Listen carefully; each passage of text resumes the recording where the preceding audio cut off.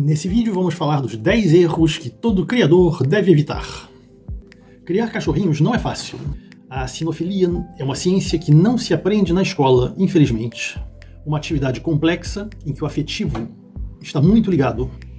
Dentro dessa complexidade, existem certos parâmetros, certas coisas que não podem ser desviadas, não podem ser contornadas. E eu separei 10 coisas que todo criador, iniciante ou não, deveria levar em conta e deveria saber.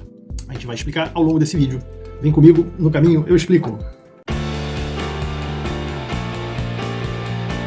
Olá pessoas, eu sou Maurício, veterinário, e esse é o meu canal Amigo dos Bichos. Nesse vídeo nós vamos falar então das 10 coisas que um criador não deveria esquecer e deve levar em conta. Falei de 10, eu podia ter falado de 30 ou 40 ou até mais. E cada uma dessas 10 justificaria um tema que nós poderíamos nos aprofundar. Mas eu vou tentar fazer um vídeo rápido, então eu vou citá-las e percorrer esses temas de uma forma a assinalá-los. Primeiro erro, viver o dia a dia sem pensar em rotinas. Criação é rotina. Os cães precisam de rotina, o criador também precisa de rotina, e essa rotina ela deve ser levada em conta a cada momento na dinâmica da criação. Então, rotinas diárias, rotinas semanais, rotinas mensais, rotinas sazonais e rotinas anuais. Em rotinas diárias, a título de exemplo, um protocolo de abertura em que você chega, procura as urgências, cuida da alimentação, vê se está tudo bem, depois passa para a limpeza, e o exame dos reprodutores, ao menos superficial. Em rotinas semanais, a detecção de cio, um exame mais acurado dos reprodutores, a troca de locais.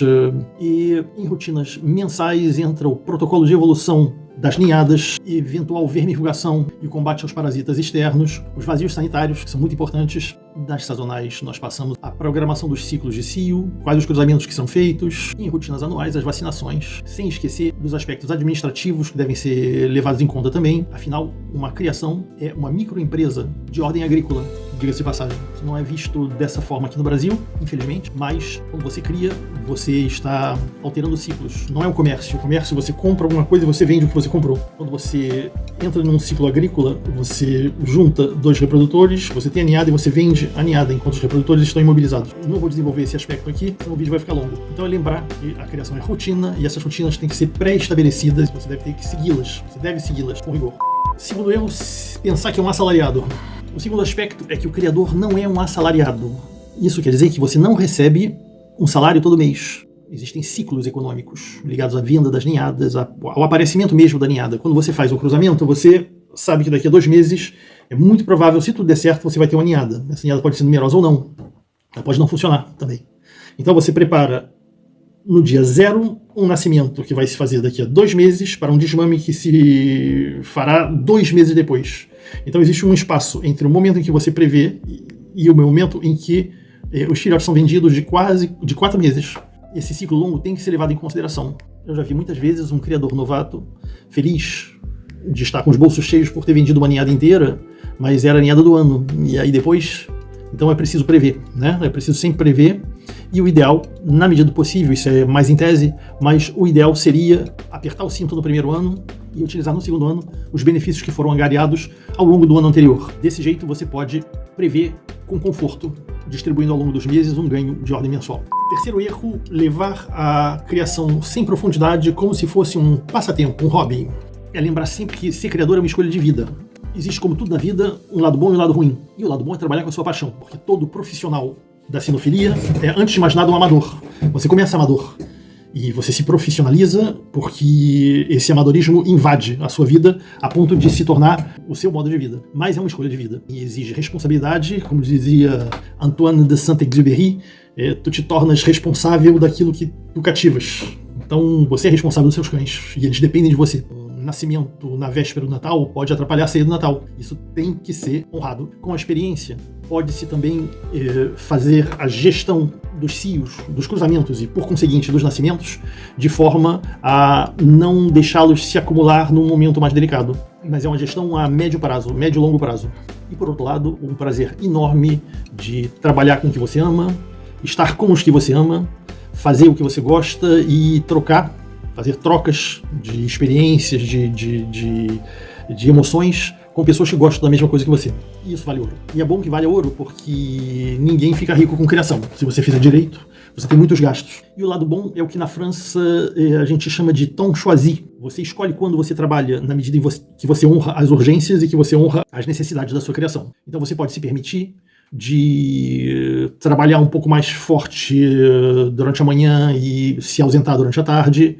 Você pode se permitir de preparar as suas rotinas semanais, acumulando o início da semana e ter um final da semana um pouco mais agradável. Então, essa gestão do tempo, coisa que um assalariado não pode fazer, é próprio de um criador. Nisso ele se assemelha ao agricultor, também precisa estar lá no momento de responsabilidade, mas que pode se permitir de alterar a sua gestão de forma a ir buscar os filhos na escola, de forma a estar presente para fazer os deveres das crianças, brincar com eles e tudo isso. Para um assalariado, para um executivo é muito mais difícil. No final das contas, um criador é um microempreendedor. Ele tem a sua empresa, ele é dono dos seus utensílios de trabalho e ele dá o imprinting que ele quiser na sua criação, na medida do espaço que ele tem, é claro, né? Mas ele tem a possibilidade, o privilégio de fazer escolhas que um assalariado não teria. Isso é um lado bom. Por outro lado, exige uma constante aplicação, um constante aprofundamento em relação às técnicas, em relação à administração dessa microempresa que é a criação, mas pode ser uma escolha de vida muito confortável. Quarto erro, deixar o coração guiar na escolha dos reprodutores. O quarto item que todo criador deve saber é que a escolha dos seus reprodutores é determinante no resultado que ele deseja em relação à criação. Muito dificilmente os seus produtos serão superiores aos reprodutores que você tem. E essa escolha de reprodutores deve ser feita de uma forma técnica, de uma forma profunda e de uma forma consciente. Esse título, por exemplo, quando a gente fala de genética, a escolha de um reprodutor. Você vê um reprodutor, você acha ele bonito e você quer fazer um filhote, você quer trabalhar com essa linhagem. Tem um velho ditado árabe que se aplica à criação de cavalos árabes. Eu fui criador de cavalos árabes durante anos lá na França, e os árabes dizem que quando você gosta de um cavalo, ao invés de procurar filhos do cavalo, você deve se voltar para os pais do cavalo. Isso, aliás, em genética veterinária, chama-se teste de progenie. Um animal com bons resultados é a prova que o casamento foi bem feito, que o cruzamento anterior foi bem feito. Então você tem que procurar no pai e na mãe. Quando você procura um filho do cavalo que você gostou, ou do cachorro que você gostou, você já está desviando de 50% do polo genético dele, em tese. Porque você vai ter um filhote, cujo pai é esse macho, mas tem também uma mãe, que vai trazer variáveis genéticas que são completamente diferentes. E a genética não é uma ciência muito fácil de se amealhar. Por isso que uma vez eu disse que o fenótipo é extremamente importante, e eu me lembro que não funcionou muito bem em relação ao que as pessoas gostariam de escutar, mas a verdade é que o fenótipo é a ponta do iceberg que é visível. E o fenótipo faz parte do genótipo, já que o genótipo é todo o polo genético do cachorro e o fenótipo é o que o cachorro consegue exprimir, consegue expressar de forma visível. Então é a verdadeira referência que você tem. Quando você fala de estudar o pedigree, lá vou eu desenvolver demais, estudar o pedigree a partir de uma foto, a partir do pouco que você sabe, não são coisas fáceis. Mais fácil quando você tem algumas décadas de criação e você viveu os antepassados do cachorro. Ou como oponentes em exposição, ou como colegas de criação, ou seguindo simplesmente a evolução de criadores muito bons. Mas é o que eu gostaria de falar sobre a escolha de reprodutores para não desenvolver demais. Quinto erro, viver como um eremita sem se auto-questionar. A quinta coisa que todo criador deveria levar em consideração é a importância do auto-questionamento. Um criador é, em princípio, um ser sozinho. Você fica dentro do seu casulo, que é a sua criação, com os seus reprodutores, com os seus filhotes, com os seus clientes, com os seus fornecedores, e você tem uma tendência a levar em conta as suas premissas como se fossem fatos. Isso é natural, faz parte da natureza humana. Mas é muito importante você se auto-questionar. Você não tapar o sol com a peneira quando você tiver problemas, não minimizar os seus problemas, não dar também uma importância superlativa aos seus eventuais sucessos e tentar sempre se questionar com as suas escolhas e ser rigoroso em relação a isso. Isso nos leva a falar das exposições. As exposições, quarto erro, evitar as exposições caninas. Seria o sexto item. As exposições são vitrines que devem ser utilizadas. Numa exposição, é um encontro de vários criadores, em que cada um mostra os seus produtos, os seus valores, os seus estandartes, e nós podemos fazer comparações que são benéficas. Nós podemos ver o que os outros fazem, que é sempre na exposição você leva o que você tem de melhor, e muito menos os resultados do que a presença mesmo dos expositores. Porque os resultados já são... já existe uma inflexão ligada à natureza humana, tráfico de influência, esse tipo de coisa que sempre existiu e sempre vai existir. Por causa disso, por exemplo, que eu gosto menos do ranking. Um ranking, por definição, você ganha pontos porque você faz exposições. Então, quando você faz muitas exposições, você ganha muitos pontos. Então, o cachorro que ganhou mais pontos, provavelmente é o cachorro que mais fez exposições. O que não tira o valor do cachorro, porque ele tem ganhado essas exposições. Mas, mesmo que ele não ganhe muito, se ele faz muitas exposições, ele acaba pontuando. Então, existe esse aspecto que não é levado em consideração. Quinto erro, não dar a mínima para os vizinhos. Sétima coisa, que é um pequeno detalhe, mas é um pequeno detalhe que pode causar uma grande dor de cabeça. Cuidado com os vizinhos.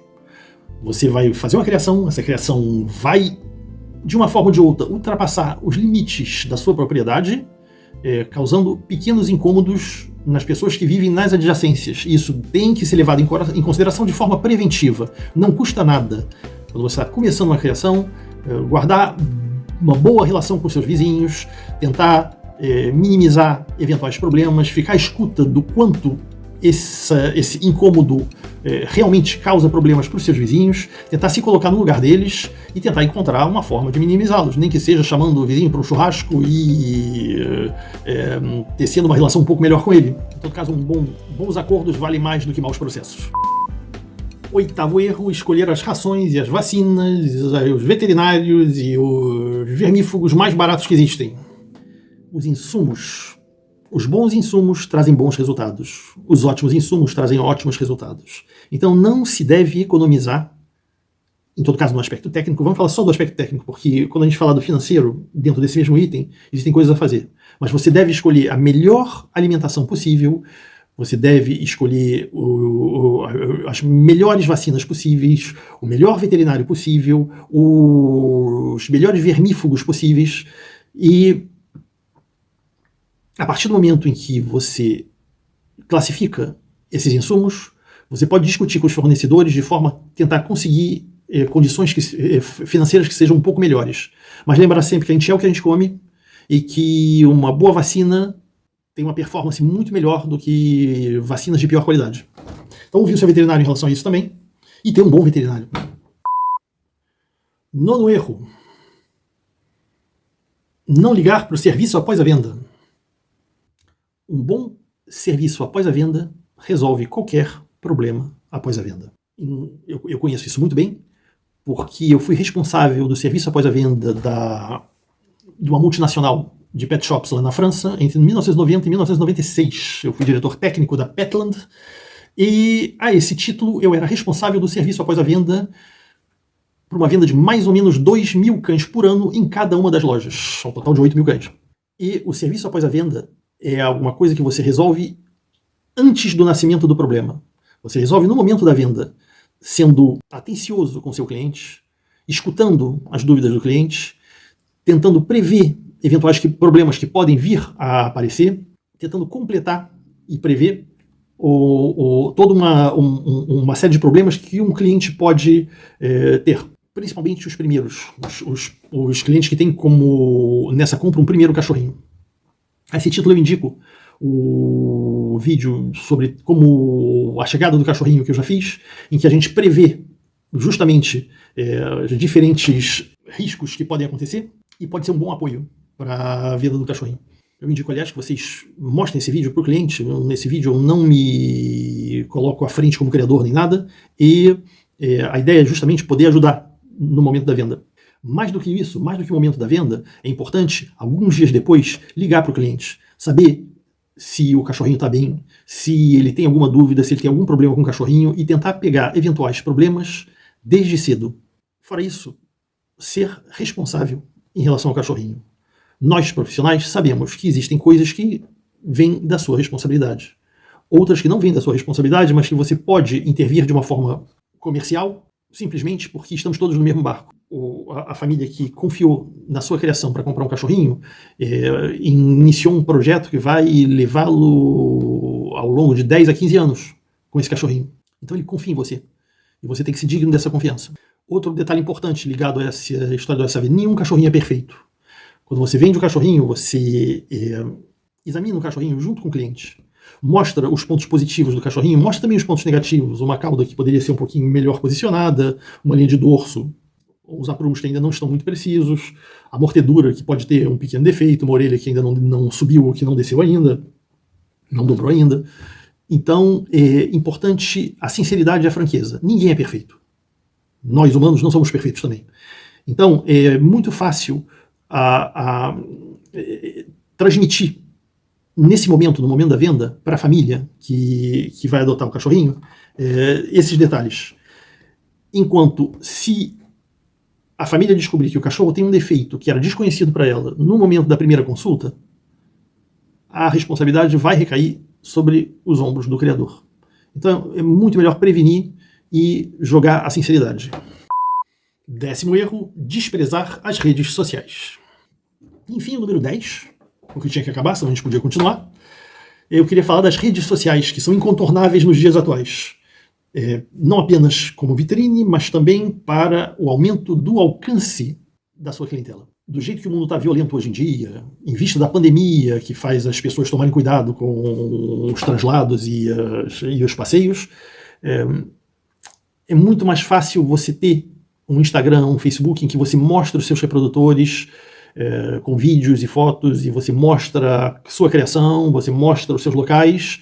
Isso serve como visita virtual, isso permite que o momento da venda seja um momento mais objetivo do que se fosse um passeio zoológico. Isso é um aspecto que o criador pode ter como vantagem, ele pode tirar vantagem desse aspecto. E o alcance das redes sociais é muito interessante para o criador.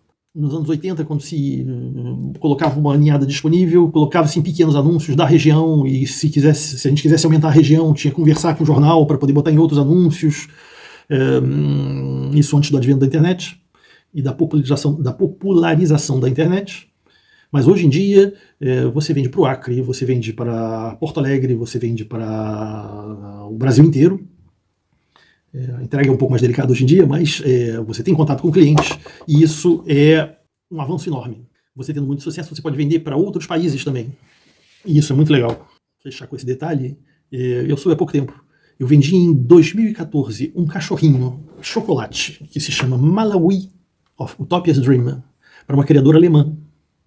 Essa criadora alemã pegou o Malawi, que nasceu lá em casa, e levou a exposições. Ele teve um sucesso importante em exposições e fez alguns cruzamentos exteriores. Uma criadora holandesa que utilizou o Malawi fez nascer um filhote que se tornou... O filhote nasceu em 2016 e foi campeão do mundo em 2017. E eu descobri isso há pouco tempo. Quer dizer, eu já tive um campeão do mundo que nasceu lá em casa. E eu acho isso muito legal. Então vocês veem que com as redes sociais a gente pode dar a volta ao mundo. Eu trouxe reprodutores da Tailândia e eu comprei há pouco tempo de um criador amigo meu um reprodutor cujo pai nasceu no Japão. Um mundo pequeno. Então são esses 10 itens que eu gostaria de colocar à frente e dizer que cada um desses 10 itens justificaria um vídeo inteiro consagrado só a esses temas. E talvez a gente vá desenvolver isso. Em todo caso, estou muito feliz de começar a falar de criação. Talvez de uma forma um pouco desorganizada nessa primeira vez. Eu conto com a compreensão de todos.